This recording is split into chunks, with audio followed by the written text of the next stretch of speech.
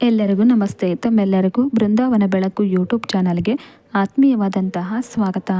ಪೂಜೆಯ ಸಮಯದಲ್ಲಿ ಬಳಸಲಾದ ಧೂಪ, ದ್ರವ್ಯ, ಅಗರಬತ್ತಿ, ಹೋಮ, ಹವನ ಇತ್ಯಾದಿ ಉಳಿಯುತ್ತವೆ.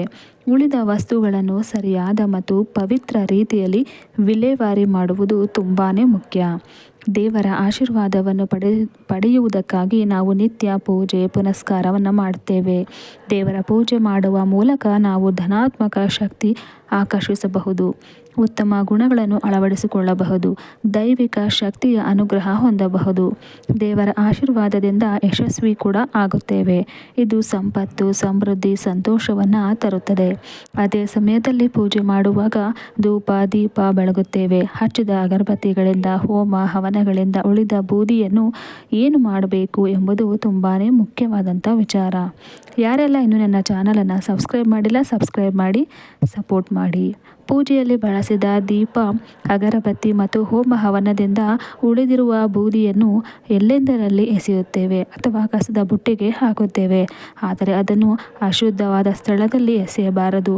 ಒಂದು ವೇಳೆ ಎಸೆದರೆ ದುರಾದೃಷ್ಟ ಮನೆ ಮಾಡುತ್ತದೆ. ಇದು ಮನೆಯ ಸಕಾರಾತ್ಮಕ ಶಕ್ತಿಯನ್ನು ಕಡಿಮೆ ಮಾಡುತ್ತಾ ಹೋಗುತ್ತದೆ. ಒತ್ತಡ ಮತ್ತು ಕಷ್ಟವನ್ನು ಹೆಚ್ಚಿಸುತ್ತದೆ. ಒಂದು ವೇಳೆ ಮಾಡಲು ಹೊರಟ ಎಲ್ಲ ರೀತಿಯ ಕೆಲಸಗಳಲ್ಲಿ ಹಿನ್ನಡೆಯನ್ನು ಕೂಡ ಇದು ತರುತ್ತದೆ. ಹಾಗೆಯೇ ದೇವರ ಮನೆಯಲ್ಲಿ ದೇವರ ಫೋಟೋ ಅಥವಾ ವಿಗ್ರಹದ ಮುಂದೆ ಎಂದಿಗೂ ಇವುಗಳ ಬೂದಿಯನ್ನು ಹಾಗೆ ಬಿಡಬಾರದು. ಒಂದು ವೇಳೆ ಹಾಗೆ ಬಿಟ್ಟಿದ್ದೇ ಆದಲ್ಲಿ ಮನೆಯಲ್ಲಿ ನಕಾರಾತ್ಮಕ ಶಕ್ತಿಯ ಸಂಚಲನ ಹೆಚ್ಚಾಗುತ್ತಾ ಹೋಗುತ್ತದೆ. ನೀವು ಮಾಡುತ್ತಿರುವ ಪೂಜೆ ಪೂರ್ಣವಾದ ನಂತರ ಆ ಬೂದಿಯನ್ನು ತೆಗೆದು ದೇವರ ಕೋಣೆ ಸ್ವಚ್ಛ ಮಾಡಬೇಕು. ಪೂಜೆಯಲ್ಲಿ ಉಳಿದ ಬೂದಿ ಒಂದೇ ಸ್ಥಳದಲ್ಲಿ ಸಂಗ್ರಹಿಸಿ ವಾರಗಳ ಬಳಿಕ ಅಥವಾ ತಿಂಗಳುಗಳ ಬಳಿಕ ಹರಿಯುವ ನೀರಿನಲ್ಲಿ ಹಾಕಬೇಕು. ಈ ರೀತಿ ಪೂಜೆಯಲ್ಲಿ ಉಳಿದ ಬೂದಿಯನ್ನು ಮನೆಯಿಂದ ಹೊರಹಾಕುವುದು ಉತ್ತಮ.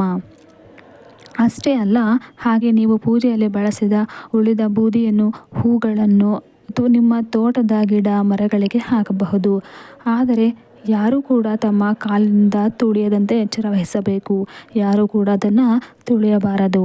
ಅಷ್ಟೇ ಅಲ್ಲ, ದೇವರ ಕೋಣೆಯಲ್ಲಿ ಒಣಗಿದ ಹೂವು, ಬೂದಿ, ಬಳಸದೇ ಇರುವ ಪೂಜೆ ಸಾಮಾನುಗಳು ಅಥವಾ ಇನ್ಯಾವುದೋ ಪೂಜೆಯಲ್ಲಿ ಬಳಸಿದ ಉಳಿದ ವಸ್ತು ದೇವರ ಕೋಣೆಯಲ್ಲಿ ಇಡಬಾರದು, ಹೊರ ಹಾಕಬೇಕು. ಇಂತಹ ವಸ್ತುಗಳು ದೇವರ ಕೋಣೆಯಲ್ಲಿ ಇಡುವುದರಿಂದ ನಕಾರಾತ್ಮಕ ಶಕ್ತಿ ಹೆಚ್ಚುತ್ತದೆ. ನೋಡಿದ್ರಲ್ಲ ಸ್ನೇಹಿತರೆ, ಈ ಒಂದು ಮಾಹಿತಿ ನಿಮಗೆ ಉಪಯುಕ್ತ ಅಂತ ಅನಿಸಿದರೆ ನನ್ನ ವಿಡಿಯೋವನ್ನು ಲೈಕ್ ಮಾಡಿ, ಹಾಗೆ ನಿಮ್ಮ ಫ್ರೆಂಡ್ಸ್ಗೆ ಶೇರ್ ಮಾಡಿ. ಮುಂದಿನ ಒಂದು ವಿಡಿಯೋದೊಂದಿಗೆ ಮತ್ತೆ ನಿಮ್ಮನ್ನು ನಾನು ಭೇಟಿಯಾಗ್ತೀನಿ. ಧನ್ಯವಾದಗಳು.